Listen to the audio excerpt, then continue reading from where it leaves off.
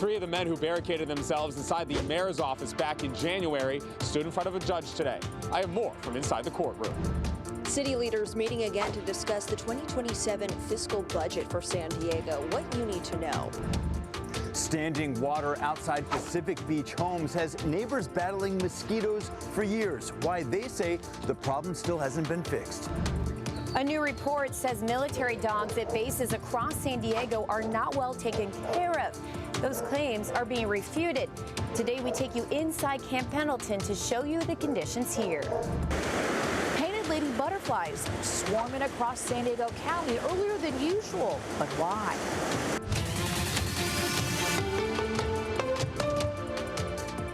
We begin tonight with the three activists who stormed the mayor's office in January and refused to leave as they appeared before a judge today. Good evening and thanks for joining us. I'm Marcella Lee. I'm Carlo Cicchetto. The trio is facing several charges connected to that protest, including trespassing. News 8's Alex Cheney joins us live with details. Alex. Carlo, these three men, along with three women who were arraigned last Friday, all barricaded themselves in the mayor's office just this last January. They wanted to have their voices heard on the city's stance on federal immigration enforcement. They wanted the city to not be involved with it. Well, they refused to leave, and now today, all three of those men pleaded not guilty.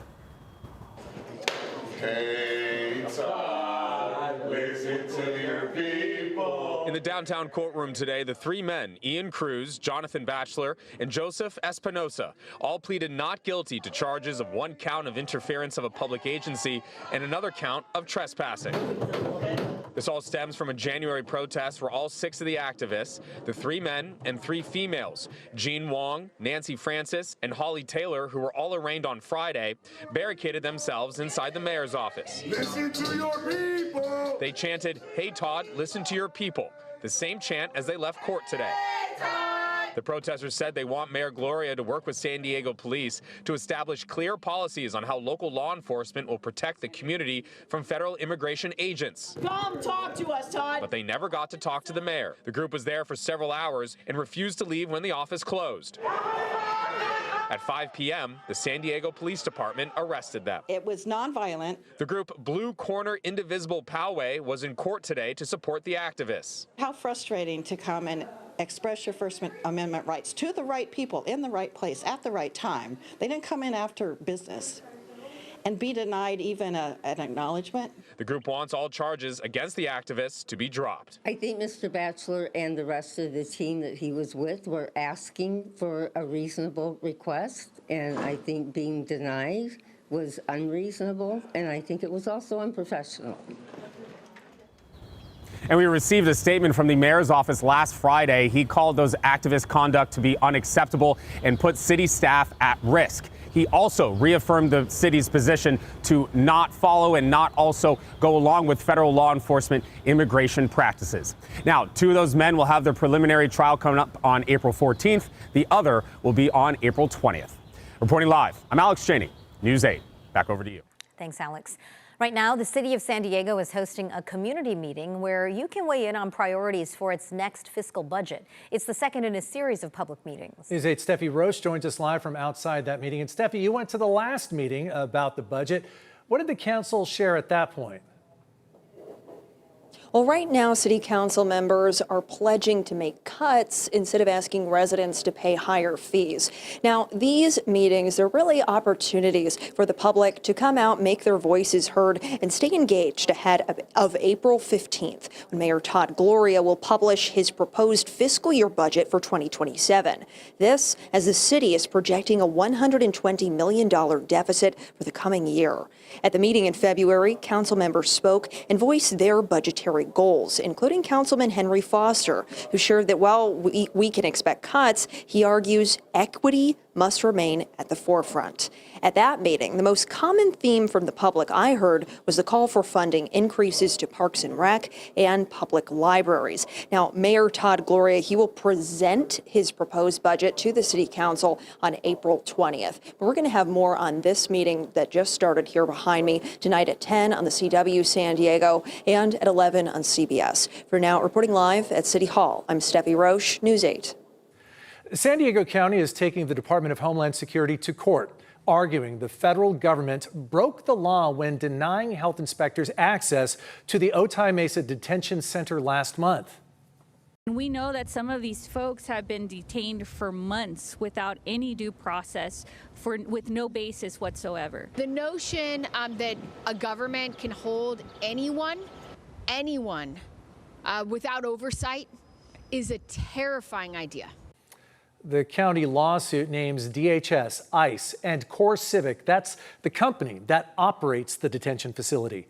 Supervisors are asking a judge to force access for a health inspection, adding detainees have reported freezing temperatures and untreated medical conditions. Working for you, we reached out to DHS for comment. In a statement, a spokesperson said in part that ICE is regularly audited and that all detainees receive appropriate health care, blankets, and meals. The Pope has announced the resignation of the El Cajon bishop who is accused of money laundering and embezzling $270,000. The Pope actually accepted the resignation of Bishop Emmanuel Shaletta last month, but it did not become public knowledge until today. We showed Shaletta in court yesterday. He pleaded not guilty to all 17 charges against him. They're all felonies. The district attorney says in 2024, he began moving funds paid by a tenant of church property into an account that he controlled. Authorities say Shaletta is a flight risk because he was arrested Thursday at San Diego International Airport with a bag containing more than $9,000.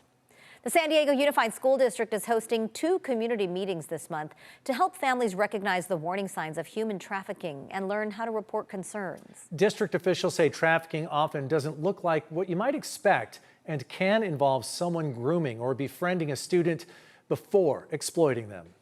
A lot of times it looks like someone who's probably older, sometimes beyond school age, luring a student by befriending them, by telling them those things that maybe they feel like they're not hearing from other people in their lives, like that they're attractive or that they're cool. And we all want a sense of belonging. The meetings will be held March 18th at University City High School and March 19th at Lincoln High School. Both start at 5:30 p.m.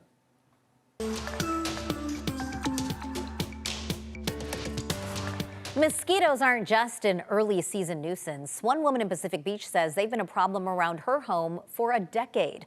Water collecting right outside her house creates the perfect breeding ground. And tonight, News 8's Brian White is working for you on what can be done about it. He joins us now live from PB. And Brian, can you show us the problem here? Yeah, the problem is right here along this curb. You can see the standing water that collects and just sits here. It's dark and murky, as you can see, and neighbors say it's been like this for years. The standing water outside Cheryl Bruiser's home on Sequoia Street has been a constant problem during the 10 years she's lived here. But there's always been a problem with standing water here. Even weeks after the last rain, the water is still here, stretching several car lengths and sometimes reaching a few inches deep. And this is from the rain, what was that, 2 weeks ago? And it just doesn't have any place to flow. She says when temperatures warm up, the stagnant water becomes a breeding ground for mosquito larvae, and the bugs quickly take over the area. In the summer or when the weather warms up, it's impossible to sit out front because the mosquitoes are so bad. Neighbors say they've reported the issue for years using the city's Get It Done app, and the county's vector control team has come out to spray for mosquitoes. They come out and they spray, but that's just mitigating the problem. That's not taking care of the problem. Some neighbors believe the cause of the problem is right here. There's a crack here from the roots of this tree, and there's also a little, you can see a rise in the curb right there. So when the water comes from here, it has no place to go. One neighbor across the street told me he had a similar issue until the city replaced a section of curb and gutters several years ago to improve the drainage. I reached out to the city to see if similar repairs could be made here.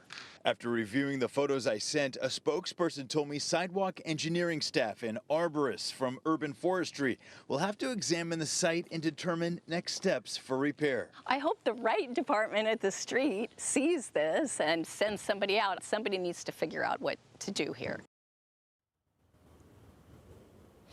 And a lot of times runoff from sprinklers can contribute to standing water like this. If that's happening around your home and you're unable to resolve it with your neighbors, you can report it through the city's Get It Done app or by emailing waterwaste@sandiego.gov. Reporting live in PB, I'm Brian White, News 8. Hopefully the city can find a solution. Thanks so much for a closer look at that, Brian. And remember, if there's something that you'd like us to look into, something happening in your community perhaps, email us at workingforyou@cbs8.com. A hazmat situation sends more than half a dozen Disneyland employees to the hospital today. We'll have those details still ahead. Plus, not just a sprained wrist anymore. Now it's a forearm fracture with multiple fractures in one place. we are breaking down a new report highlighting a rise in e-bike related injuries across San Diego County.